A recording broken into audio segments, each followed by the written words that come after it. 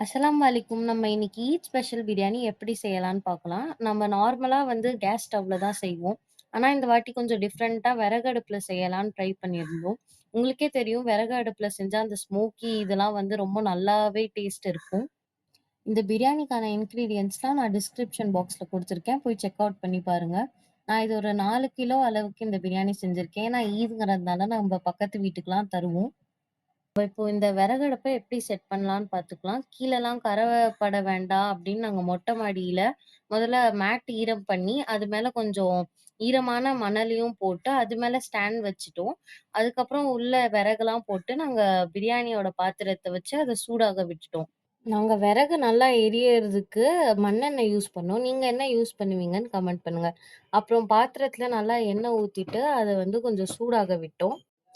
இப்போ பாருங்க, நமக்கு பாத்திரம் நல்லாவே சூடாயி, நம்மளோட எண்ணெயும் சூடாயிடுச்சு.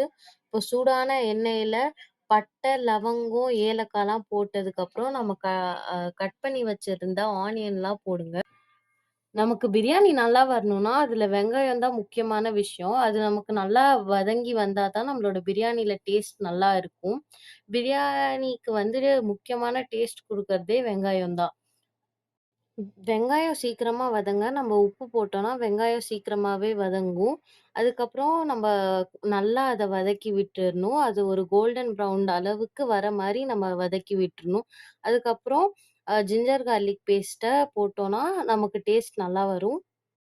நீங்க இத ஸ்டவ்ல பண்றீங்கன்னா, ஜிஞ்சர் கார்லிக் பேஸ்ட் போடும்போது சிம்ல வைங்க. இல்லன்னா அடி புடிச்சிரும். ஆனா நாங்க விறகுல சமைக்கிறதுனால எங்களால சிம்ல வைக்க முடியாது. நாங்க அப்படியே பண்ணியிருக்கோம். பச்சை வாசனை போகுற வரைக்கும் நல்லா மிக்ஸ் பண்ணி விட்டுக்கோங்க. வதக்கிக்கோங்க. அதுக்கப்புறம் வாஷ் பண்ணி வச்சிருந்த மட்டன இதுல ஆட் பண்ணிக்கோங்க. இப்போ ஆட் பண்ண மட்டன நல்லா மிக்ஸ் பண்ணிக்கோங்க. அந்த வெங்காயத்தோடயும், அந்த இஞ்சி பூண்டு பேஸ்ட்டோடயும் அது நல்லா மிக்ஸ் ஆயி ஒரு நல்ல ஃப்ளேவர் குடுக்குற அளவுக்கு அத மிக்ஸ் பண்ணிக்கோங்க. இப்போ இந்த வீடியோல காட்டுன மாரியே அந்த மட்டன் நல்லாவே வந்திருக்கணும். இப்போ இதுல கொஞ்சோண்டு மஞ்சத்தூள் பொடி போட்டு, நல்லா அந்த மட்டனோட நல்லா கிளறி விடுங்க. அந்த மட்டனோட அது நல்லா அந்த கலர் சேர்ந்து வரணும். நமக்கு பார்த்தாலே அது தெரியிற மாரி இருக்கணும் அந்த மட்டன். இப்போ இதுல ஒரு எலுமிச்சம்பழம், ஒரு அரை எலுமிச்சம்பழம் புழிஞ்சு விட்டுக்கோங்க.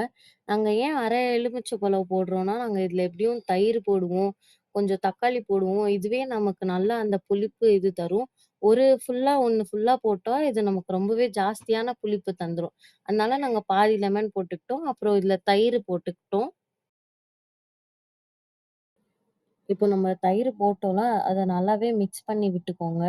ஆ அது நல்லாவே அந்த இதோட மட்டனோட மிக்ஸ் ஆயிடணும். இப்போ இந்த வீடியோல காமிச்சிருக்கிற மாரி அது அந்த ஒரு பதத்துல வந்திருக்கணும்.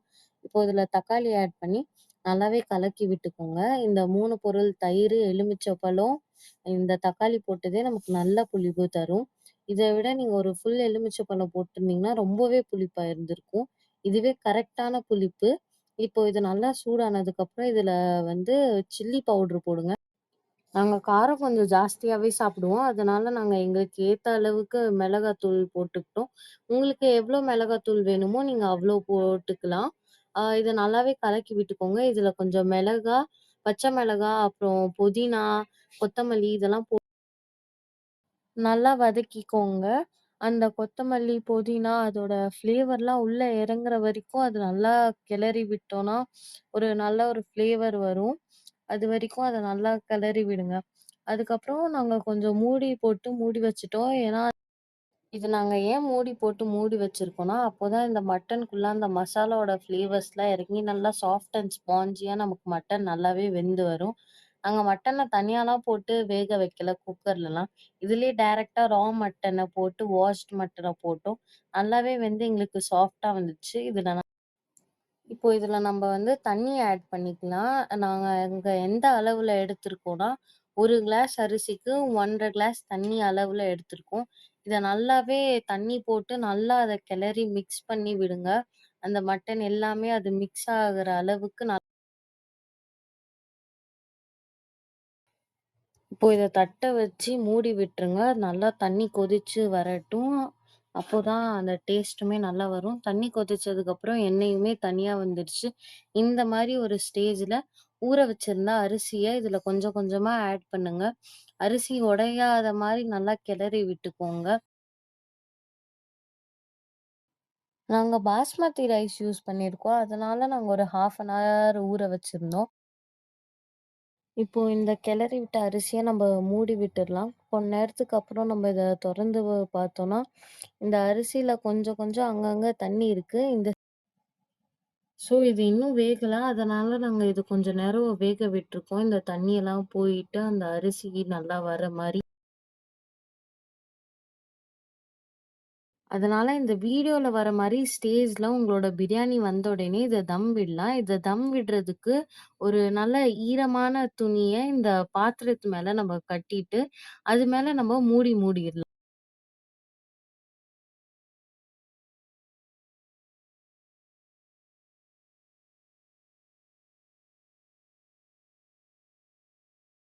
அப்புறம் இந்த துணி வந்து இந்த பாத்திர சைஸ்ல கரெக்ட்டா வர மாரி பார்த்து எடுத்துக்கோங்க. இது அந்த துணி வந்து அந்த பாத்திரத்த கவர் பண்ணணும். அப்போதான் நம்மளோட தம்மும் நம்மளால கரெக்ட்டா விட முடியும். நாங்க கீழ இருந்த நெருப்ப வந்து அணைச்சுட்டோம். அத நாங்க வீடியோல காமிக்கல. அதுல இருக்கிற அந்த சூடுலயே நம்ம வந்து அத தம் விட்டுறோம். தம் இப்படிதான் விடுவாங்க.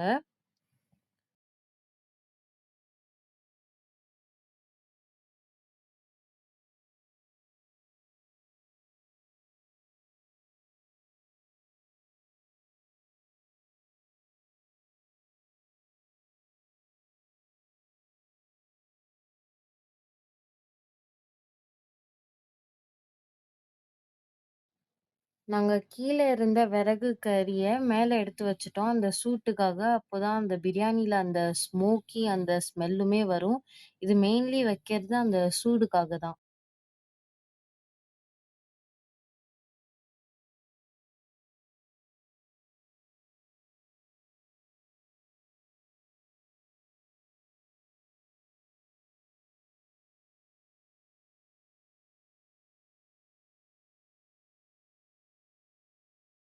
இத ஒரு 15 மினிட்ஸ் கழிச்சு நம்ம தொறந்து பார்த்த உடனே நம்மளோட சூப்பரான ஈத் ஸ்பெஷல் பிரியாணி, அதுவும் விறகு வச்சு ரெடி பண்ணது, சூப்பரா ரெடி ஆயிடுச்சு. இது பார்த்தாலே ரொம்ப டெம்ப்டிங்கா இருக்கு. தேங்க் யூ ஃபார் வாட்சிங்.